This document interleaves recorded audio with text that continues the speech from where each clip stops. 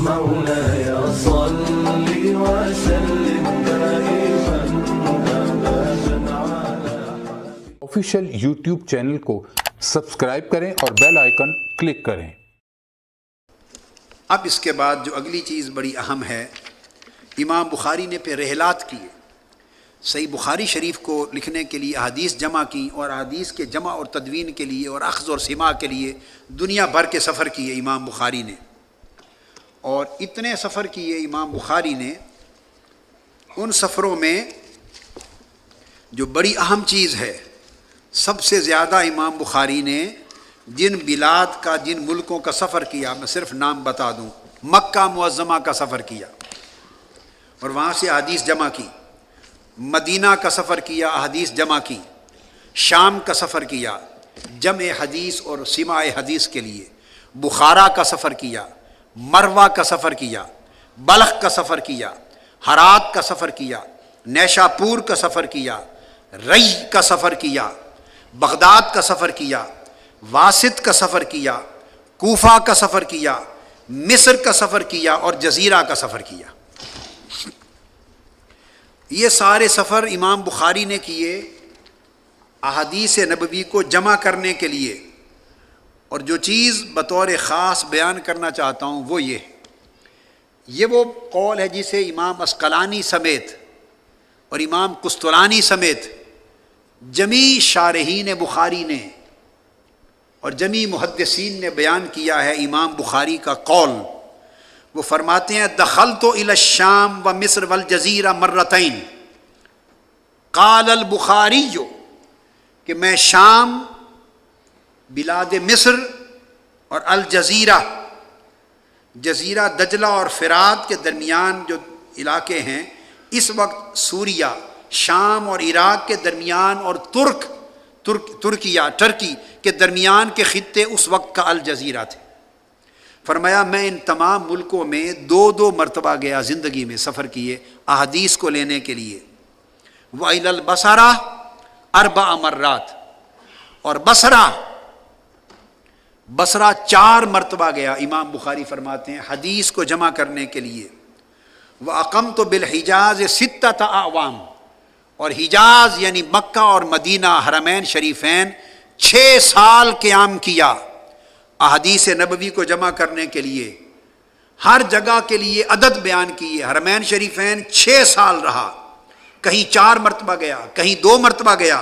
فرماتے ہیں وَلَا أُحْصِي کم دخلت الی الکوفہ و بغداد مع المحدثین، مگر مکہ اور مدینہ سے بھی بڑھ کر سب سے زیادہ کوفہ اور بغداد گیا ہوں، اور اتنی مرتبہ گیا ہوں حدیث کو جمع کرنے کے لیے کہ زندگی میں اس کا عدد شمار بھی نہیں کر سکتا۔ اب کوفہ کس کا شہر ہے اور بغداد؟ امام اعظم ابو حنیفہ کا شہر ہے۔ مکہ اور مدینہ سے بھی زیادہ کوفہ اور بغداد گئے امام بخاری، شام سے زیادہ کوفہ اور بغداد گئے، مصر سے زیادہ کوفہ و بغداد گئے، الجزیرہ سے زیادہ کوفہ و بغداد گئے، وسطی ایشیا کے ممالک سے زیادہ کوفہ اور بغداد گئے، تمام بلاد اسلام کا دورہ کیا اخذ و سماع حدیث کے لیے، مگر سب سے بڑھ کر لا تعداد مرتبہ اگر گئے 2 شہروں میں تو وہ کوفہ اور بغداد، اور یہی 2 شہر ہیں، ایک امام اعظم کا وطن ہے، ایک امام اعظم کا مسکن ہے۔ حدیث اخذ کرنے کے لیے سب سے زیادہ ان شہروں میں امام بخاری کیوں گئے؟ اس لیے کہ سب سے زیادہ حدیث کا ذخیرہ ان 2 شہروں میں تھا، اسی لیے سفر تھے نا، سب سے زیادہ حدیث یہاں تھی۔ اب آپ سوال کر سکتے ہیں کہ کیوں اسلام کی ابتدا تو مکہ اور مدینہ سے ہوئی، تو کوفہ میں اتنی زیادہ تعداد حدیث کی کیوں تھی؟ یہ بات علمی ہے، یاد رکھ لیں۔ اس کا سبب یہ تھا کہ دار الخلافہ بن گیا تھا سیدنا مولا علی شیر خدا رضی اللہ تعالیٰ عنہ کے زمانہ میں کوفہ، آپ منتقل ہو گئے تھے، اور آپ سے پہلے سیدنا عمر فاروق رضی اللہ تعالیٰ عنہ نے اسے چھاونی ڈکلیئر کر کے فتح کے بعد عبداللہ ابن مسعود اور بے شمار صحابہ کرام کو بھیج کر بہت بڑا عظیم مرکز اسلام بنا دیا تھا۔ سیدنا فاروق اعظم کے زمانہ میں کوفہ کو کل عالم اسلام کے اندر ایک بہت بڑی عظیم علمی مرکزیت مل گئی تھی، اور 1500 صحابہ کوفہ میں مقیم ہو گئے تھے۔ کتنے؟ 1500 صحابہ کوفہ میں مقیم ہو گئے تھے۔ اور ائمہ حدیث فرماتے ہیں کہ میں کوفہ گیا، 4000 تابعین علم حدیث کے بیان کرنے میں شہر کوفہ میں مصروف تھے۔ 1500 صحابہ اور 4000 تابعین علم حدیث کے بیان میں مصروف تھے۔ گویا اس وقت بلاد اسلامیہ میں دنیا کا سب سے بڑا مرکز علم حدیث کا کوفہ اور بغداد بن چکا تھا۔ اب یہ کتنے تعجب کی بات ہوگی کہ امام بخاری بخارا سے چل کر سب سے زیادہ کوفہ سے جا کے حدیث لیں، اور امام اعظم ابو حنیفہ جن کی ساری زندگی کوفہ اور بغداد گزری علم کے منبع میں، ان کے بارے میں تصور یہ ہو کہ ان کے پاس علم حدیث کا ذخیرہ کم تھا۔ یہ بات عقل اور قیاس اور کسی اعتبار سے بھی دانش کے پیمانے پر درست ثابت نہیں ہوتی۔ یہ امام اعظم امام بخاری رحمہ اللہ تعالی ان کے سفرات تھے۔ اب جو بڑی اہم بات اس کے بعد آتی ہے وہ صحیح بخاری کی اعداد ہیں، تعداد۔ بخاری شریف میں جو مطبوعہ کتب ہیں، بخاری کی نسخے مطبوعہ، اس میں جو شیخ فواد عبد الباقی کے تحقیق کے مطابق 7563 حدیثیں ہیں۔ یہ جو حدیث کے نمبر درج ہوتے ہیں، 7563 احادیث مطبوعہ نسخوں میں ہیں، مگر مقدمہ ابن صلاح جو رامہ ہرمزی، جو سب سے اوائل دور کے پہلے ائمہ حدیث میں سے جو اصول حدیث پر جنہوں نے لکھا، ابن صلاح لکھتے ہیں کہ 7275 حدیثیں ہیں صحیح بخاری میں۔ اعداد مختلف ہیں، عدد تو میں آپ کو لکھوا رہا ہوں، مگر یاد رکھ لیں یہ تمام حدیثیں 7500 یا 7200 سے زائد یہ مکرر شامل ہیں۔ ایک ایک حدیث 20 مرتبہ بھی صحیح بخاری میں آئی ہے، ایک حدیث 20 مرتبہ بھی آئی ہے، ایک حدیث 15 مرتبہ بھی آئی ہے، حدیث 10 مرتبہ بھی آئی ہے، 7 مرتبہ بھی آئی ہے، 5 مرتبہ بھی آئی ہے۔ تو مطلب ہے کہ کئی احادیث ایسی ہیں سینکڑوں جو بار بار آئی ہیں۔ تو ریپیٹیشن کی وجہ سے، تکرار کی وجہ سے تعداد یہ، تکرار کی وجہ سے امام عسقلانی نے تمام مکررات کو، تکرار جتنے ہیں ان کو جمع کر کے احادیث کو بھی، اور احادیث کے ساتھ ساتھ امام عسقلانی نے شامل کر لیا ہے معلقات کو بھی، متابعات کو بھی، اور مراسیل کو بھی، مقطوعات کو بھی، موقوفات کو بھی، تمام اقسام احادیث اور اخبار کی جمع کر کے امام ابن حجر عسقلانی نے 9080 تعداد بیان کی۔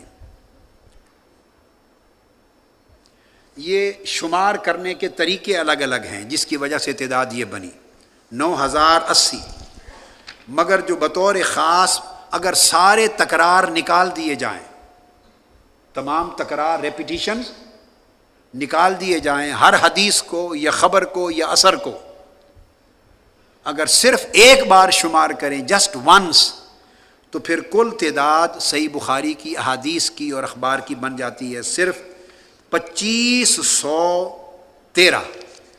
یہ نوٹ کر لیں کتنی بنتی ہے، یہ کل احادیث ہیں 2513۔ یہ عدد لکھ لیں، یاد کر لیں، چونکہ جب میں اس افتتاحیہ کے آخری حصے پر آؤں گا جس میں بڑے اہم علمی اشکال حل کرنے ہیں، تو اس وقت یہ تعداد کام آئے گی آپ کو، یہ یاد رکھ لیں۔ بغیر تکرار کے کل تعداد احادیث صحیح بخاری کی کتنی ہے؟ 2513۔ کسی نے 2353 لکھی، 160 معلقات ملا۔ یہ شمار کرنے کے طریقے ہیں، میں ہائر لیول کو لے رہا ہوں، میکسیمم کو۔ تو 2513 کل تعداد ہے بحذف تکرار، وداؤٹ ریپیٹیشن، اور ود ریپیٹیشن ٹوٹل 9082۔ مگر جو مطبوعہ نسخے ہیں ان میں کئیوں کو شامل نہیں کرتے، حدیثیں ہیں تعداد کاؤنٹنگ میں وہ 7563 مطبوعہ نسخوں میں یہ تعداد لکھی جاتی ہے۔ مثلا ہم جب دورہ بخاری کریں گے تو جو مطبوعہ نسخوں کے نمبر شمار ہیں وہ 7563 والا نسخہ ہوگا۔ یہ صحیح بخاری شریف کی تعداد حدیث کی بات ہو گئی۔ اب جو بڑی اہم چیز ہے اس کے بعد آگے وہ یہ کہ امام بخاری کے صحیح بخاری کے روات، امام بخاری رحمۃ اللہ تعالی علیہ سے آپ کے شاگرد امام فربری، محمد بن یوسف الفربری، فا پر زبر بھی ہے اور فا کے نیچے زیر بھی ہے، الفربری بھی آیا ہے اور الفربری بھی آیا ہے۔ اس پر زور اس لیے دیا کہ غلطی سے ہمارے لوگ فربری پڑھ دیتے ہیں، جیسے فروری ہے، جنوری اور فروری، وہ فربری عام پڑھنے میں فربری پڑھا جاتا ہے، مگر یہ کریا ہے فربرا، اس سے فربری۔ یہ امام اعظم کے شاگرد ہیں۔ اس وقت یاد رکھیں پوری دنیا میں جو امام اعظم کے نہیں، امام بخاری کے شاگرد، پوری دنیا میں جو نسخہ صحیح بخاری کا متداول ہے، جو ہمارے پاس ہے اور پوری دنیا میں پڑھا جاتا ہے، وہ نسخہ بروایت امام محمد بن یوسف فربری ہے، وہ روایت فربری سے ہے۔ یہ اہمیت ہے۔ امام بخاری رحمہ اللہ تعالی سے امام فربری کے قول کے مطابق، ان کی روایت کے مطابق 90,000 افراد نے امام بخاری سے صحیح بخاری کا سماع کیا۔ کتنے؟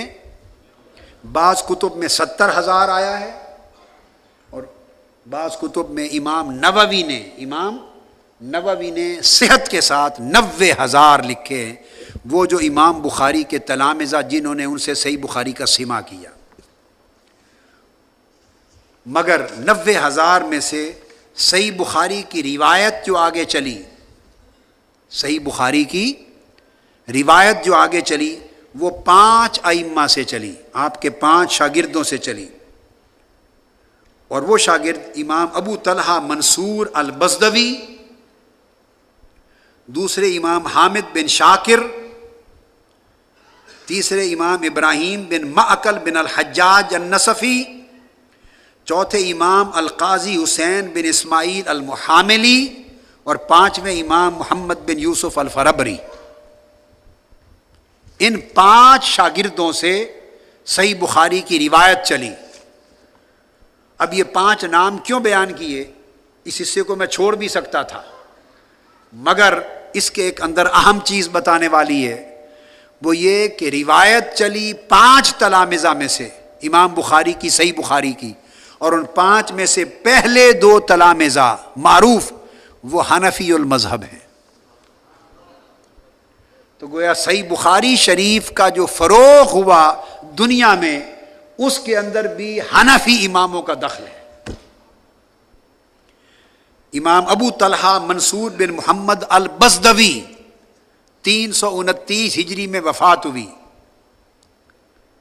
یہ بھی حنفی ہیں، اور امام حماد بن شاکر یہ بھی حنفی ہیں، امام حماد بن شاکر یہ بھی حنفی ہیں،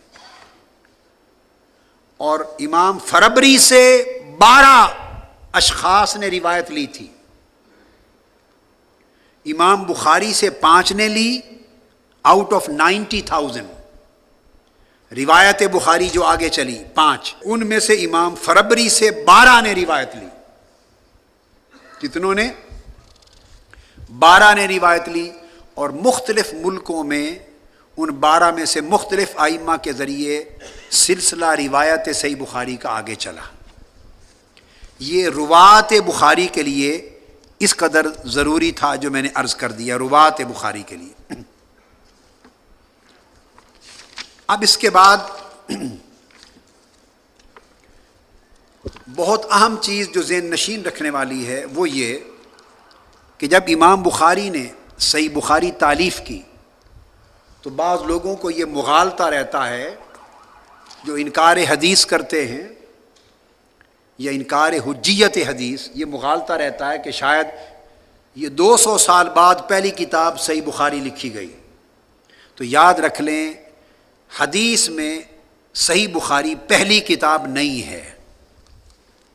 حدیث میں صحیح بخاری پہلی کتاب نہیں ہے جو لکھی گئی. صحیح بخاری سے پہلے تقریباً 100 کتب حدیث کی مدون ہو چکی تھی. یہ بات ذہن نشین کر لیں، 100 کتب حدیث کی مدون ہو چکی تھی. آپ کہیں گے وہ کنہوں نے لکھی؟ وہ امام بخاری کے شیوخ نے لکھی تھی.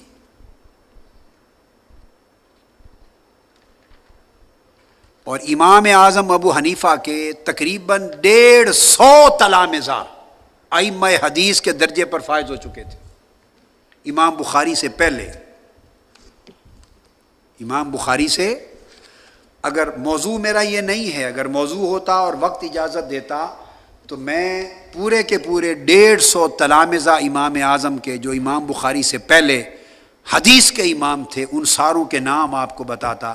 اس وقت وہ سب نام فہرست میں میرے پاس موجود ہیں، میں لایا ہوا ہوں، مگر نہ موضوع ہے نہ وقت ہے.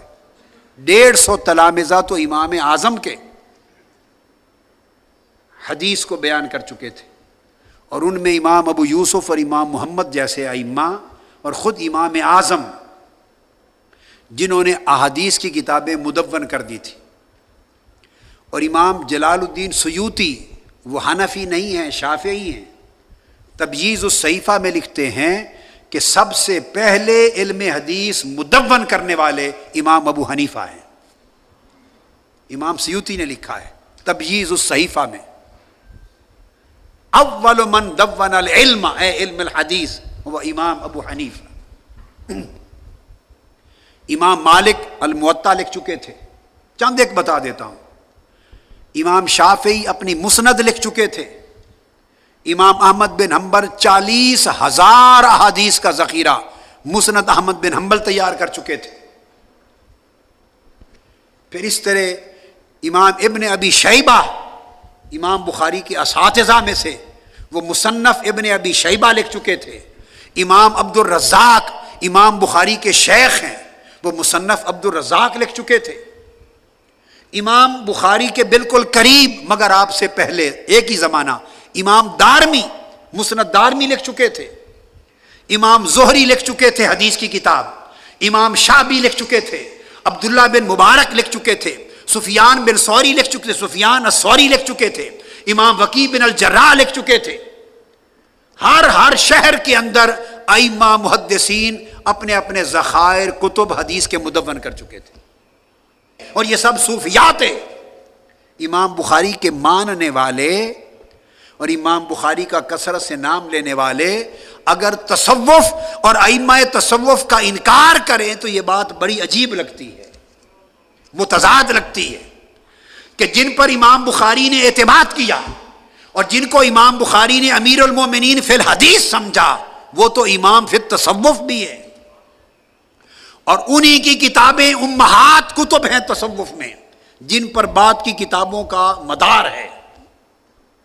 تو یہ کتابیں امام بخاری سے سب پہلے لکھی گئیں. اب اس کے بعد بڑی اہم چیز، دو نکتے جو بہت عام ہیں، جو آج اس ابتدائیہ کا نچوڑ ہیں اور بڑی توجہ کے ساتھ آپ کے سمجھنے سے ان کا تعلق ہے، اس کی طرف آ رہا ہوں. ایک ہے امام بخاری کے علمی فنی کئی چیزیں ہیں، میں ان دقائق میں چھوڑ رہا ہوں، نہیں جانا چاہتا، کہ کل روات کتنے ہیں امام بخاری کے رجال 1525 ہیں امام صحیح بخاری کے رجال، جبکہ امام مسلم کے 2248 ہیں. اور صحیح بخاری کے جو متفرد وہ رجال اور وہ اسماء جن سے صرف امام بخاری نے روایت کیا اور ان سے امام مسلم نے روایت نہیں کیا، ان کی تعداد 487 ہے. اور وہ رجال جن سے امام مسلم نے روایت کیا بخاری نے نہیں کیا، ان کی تعداد 620 ہے. مگر امام بخاری کے 487 میں سے 80 رجال اور روات وہ ہیں جو متکلم فی ہیں، جن پر جرح ہوئی، جن پر اعتراض ہوئے، جن پر کلام کیا محدثین نے، اور اسقلانی نے جواب دیے اور دیگر ائمہ نے۔ اور امام مسلم کے وہ روات 620 میں سے 160 ہیں جن پر کلام ہوا۔ تو جرح ہی ہے، ہر ایک پر ہوتی رہی ہے، جرح سے کوئی بھی پاک نہیں رہا، جرح اور تنقید سے کوئی پاک نہیں رہا۔ تو ہمارا زمانہ تو ویسے ہی ہمارا زمانہ ہے، پھر اس میں تو عدل نام کی شے ہی نہیں ہے، اس میں تو عدل نام کی عدل بچا ہی نہیں ہے۔ جو زمانہ عدل کا تھا، ثقافت کا تھا، اس زمانے میں بھی ناپ تول کرتے، جرح و تنقید کرتے تھے، جائز بھی کرتے، ناجائز بھی کرتے۔ جتنی ناجائز تنقید امام اعظم ابو حنیفہ پر ہوئی، اتنی 1400 سال کی امت مسلمہ کی تاریخ میں کسی فرد بشر پر نہیں ہوئی، امام اعظم ابو حنیفہ پر جتنی ہوئی۔ اور جن جن لوگوں نے کی، اگر میں ان کے نام بتا دوں تو شاید آپ میں سے بعض لوگ غش کھا کر گر پڑے، بس اس سے زیادہ نہیں کہتا کن کن لوگوں نے کی۔ تو جرح و تنقید سے تو کوئی محفوظ نہیں ہوتا، دیکھنا یہ ہوتا ہے کہ کس کا کام اس کو پسند آیا اور اس کو دوام مل گیا اور قبولیت مل گئی، کس کا کام رد ہو گیا، یہ فیصلے وہاں ہوتے ہیں۔ اہم چیز میں جو بیان کرنا چاہتا ہوں وہ یہ دو باتیں، ان میں ایک امام بخاری کا مذہب فقہی کیا تھا، بہت اہم چیز ہے، ان کا فقہی مذہب کیا تھا، اور ان کے جو تراجم الابواب ہیں ان کی حقیقت کیا ہے، یہ علمی بحث ایک یہ۔ اور اس کے بعد اگلا نقطہ ہوگا کہ امام بخاری نے امام اعظم و ابو حنیفہ کے اتنے بلند مقام کے باوجود صحیح بخاری میں ان سے روایت کیوں نہیں کیا، ان کی روایات کو صحیح بخاری میں کیوں نہیں لیا۔ اب یہ دو نقطے اب آگے ہم بیان کر رہے ہیں، پھر ہم انشاءاللہ صحیح بخاری کی کتاب بدء الوحی سے شروع کر دیں گے۔ اور یہ دو اہم ہیں اہل علم کے لیے۔ جہاں تک امام بخاری کے فقہی مذہب کا تعلق ہے، اس پر 3 اقوال ہیں۔ بعض علماء کا کہنا یہ ہے کہ وہ شافعی المذہب تھے۔ امام تاج الدین سبکی الشافعی جیسے علماء نے ان کو شافعی المذہب میں شامل کیا اور ان کا نام طبقات الشافعیہ کی کتاب میں لکھا ہے۔ یہ ایک قول ہے، میں باقی نام چھوڑ رہا ہوں، بس ایک ایک کوٹ کر رہا ہوں۔ اس کے برعکس امام ابن القیم نے اعلام الموقعین میں، اور اسی طرح بہت سے اور محدثین نے امام بخاری کو حنبلی المذہب بھی لکھا ہے کہ وہ حنبلی تھے۔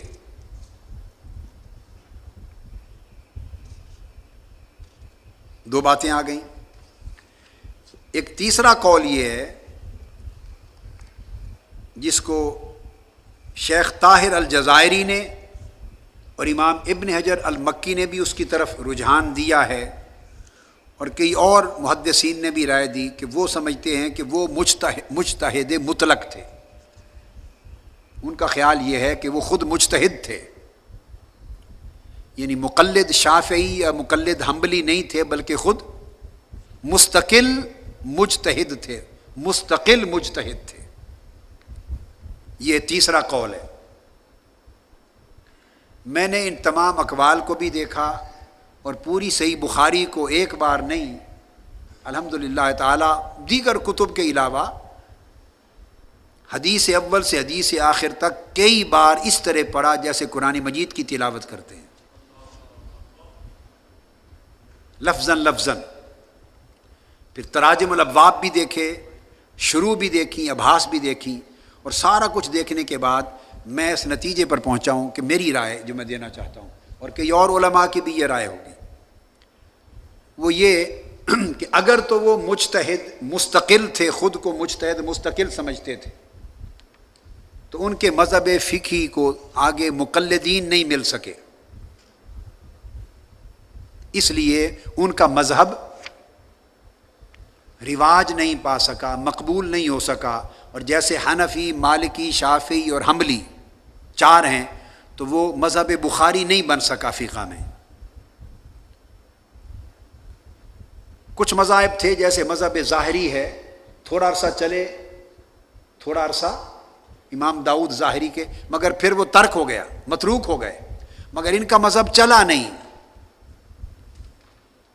اور اس کے اسباب تراجم الابواب جو ہیں، جس طریقے سے فقہ بخاری کے اندر درج ہے، اس سے اندازہ ہوتا ہے کہ وہ مذہب پورا بننے کے قابل نہ تھا۔